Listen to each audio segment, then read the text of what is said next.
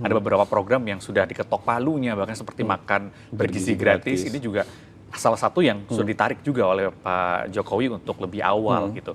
Nah, dari soal program ini yang juga menyita banyak perhatian dari masyarakat.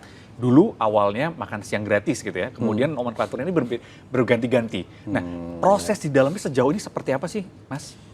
Enggak, iya, kalau makan siang gratis itu kan program ketika kampanye. Nah, ketika diuji coba di lapangan, esensinya nggak berubah, tapi dari sisi waktu kan ada anak SD. Anak kelas 1, kelas 2, kelas 3, kalau makan siang gratis mereka udah pulang mereka. Udah makannya di rumah ya harusnya.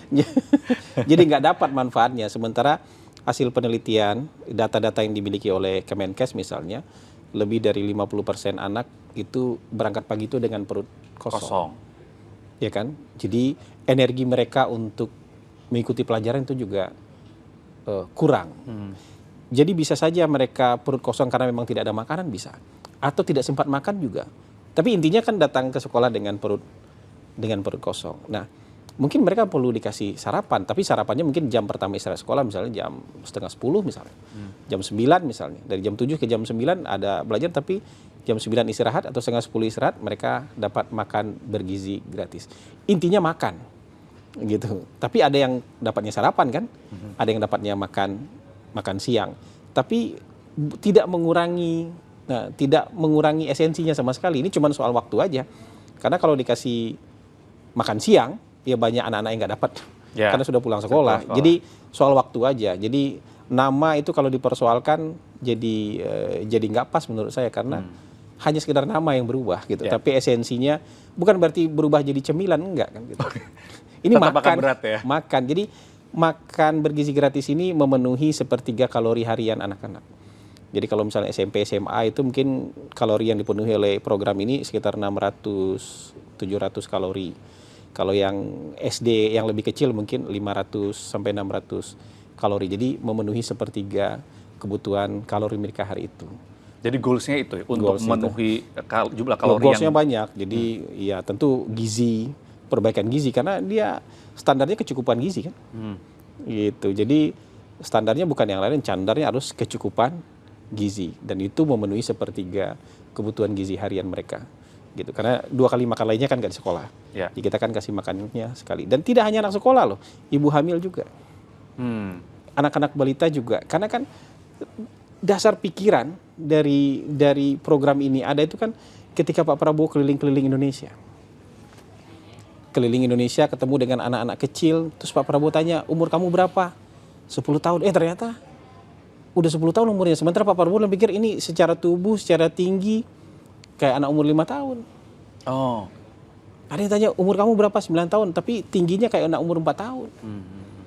Jadi kita ada masalah ini dengan gizi, dengan pertumbuhan dan segala macam. Enggak, anak Indonesia harus dikasih. Percuma kita ngomong-ngomong bonus demografi, tapi kalau demografinya kayak begini, bibitnya begini, jangan lupa tinggi badan tuh ngefek untuk segala macam loh. Untuk otak, untuk kesehatan, untuk produktivitas. Dan kita punya masalah dengan pemenuhan gizi. Makanya negara harus bertanggung jawab. Karena kalau bicara bonus demografinya banyak, orangnya banyak, tapi nggak berkualitas kan. Jadi problem, nanti banyak doang, nggak bisa untuk membangun bangsa. Jadi kita harus banyak, tapi dengan kualitas hidup yang baik, kualitas sumber daya yang baik, sehingga bisa bikin negara kita jadi negara maju. Mas, bicara soal teknisnya, sejauh ini kan banyak sekali masukan-masukan ya. Tidak hanya dari atas saja, nantinya harganya sekian, kemudian lauknya ini. Kalau yang sejauh ini teknisnya sudah dibicarakan sampai mana sih? Apakah nanti akan bekerja sama dengan UMKM atau komunitas-komunitas dari ibu-ibu yang ada di sekolah itu, atau seperti apa udah dibicarakan? Ya, Badan Gizi Nasional itu punya beberapa pilot project. Ya, dari pilot project yang dibikin sendiri oleh tim, yang sekarang tim ini menjadi Badan Gizi Nasional. Sebelumnya kan tim, belum jadi Badan Gizi Nasional, tapi project mereka tuh udah panjang, dari Januari 2024 mereka sudah bikin projectnya. Nah, dari berbagai macam percobaan itu, soal pola, soal SOP mereka sudah dapat. Nah, soal pelaksanaan juga mereka dapat masukan banyak. Jadi nanti juga terbuka sekali keterlibatan masyarakat untuk berpartisipasi sebagai mitra dari Badan Gizi Nasional. caranya nanti tentu akan mereka umumkan.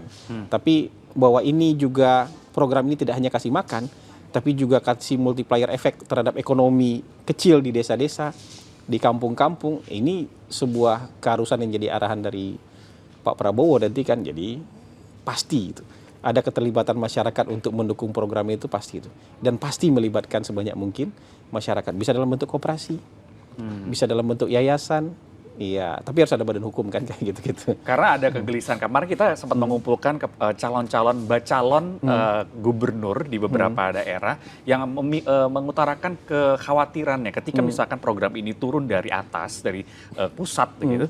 Ini nanti para kepala daerah ini, utamanya gubernur, tidak bisa ikut andil di situ, tidak bisa memberikan masukan di situ. Tapi Terbuka sejauh sekali, ini saya rasa akan terbuka ya. Badan Gizi Nasional terbuka sekali untuk masukan dari pihak manapun, tidak hanya pihak pemerintah daerah tapi juga Dan swasta. masyarakat langsung. Swasta kan juga banyak yang bikin uji coba, dan dari Ya. berbagai uji coba itu mereka bikin summary, mereka sampaikan kan ke Badan Gizi Nasional. Dan menurut saya Badan Gizi nanti akan memilih berbagai pola yang paling mungkin untuk daerah yang bersangkutan. Polanya nggak mungkin sama, karena berbagai daerah itu kan beda-beda. Ada yang di sini makannya beda, ada yang di sini infrastrukturnya. Kan nanti kita akan ketemu dengan daerah yang nggak bisa diantar pakai mobil, ada kan? Ya. Yang mungkin akan sulit untuk mendapatkan ikan karena dia di gunung Nah, gitu kita misalkan. akan ketemu dengan itu. Kita akan juga ketemu dengan daerah yang mungkin misalnya dapurnya nggak bisa, dapur umumnya nggak bisa untuk menyediakan 3.000 peks misalnya. Hanya bisa 500 atau 1.000 peks, ya sangat mungkin kayak gitu. Dan itu kan pasti melibatkan masyarakat sekitar.